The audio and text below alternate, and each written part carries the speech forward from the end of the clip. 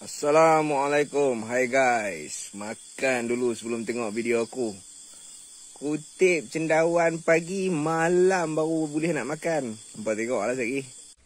Bangun pagi-pagi nak pergi bilik ayak pancok apa orang kata. Jumpa kulat ke cendawan. Siapa tahu komen lah no.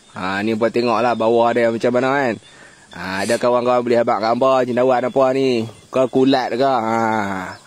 Kutip ke semua. Tak banyak lah boleh lah saya kan nak makan. Ni nampak tengok sekejap lagi aku basuh-basuh bagi clear apa semua kan. Aku cari-cari sikit pun aku rebus dulu Ustaz. Nak bagi lembut-lembut ni bahan-bahan dia simple saja. Aku masak kunyit saja. Aku buh lah herb sikit kan. Kunyit sikit apa semua kan. Ni dia hasil dia. Cantik kuning hijau merah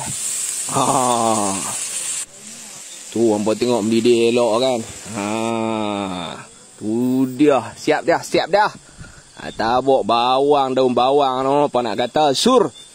Ni hasil dia lah. Kita kena dengan menatang apa ni. Yang ni pula. Dengan apa? Latuk. Nak aku buat lah ayat asam ni.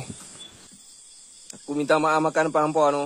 Kita test tengok. Cendawan ni kutip dekat rumah. Bismillahirrahmanirrahim. Tengok dia rasa macam mana.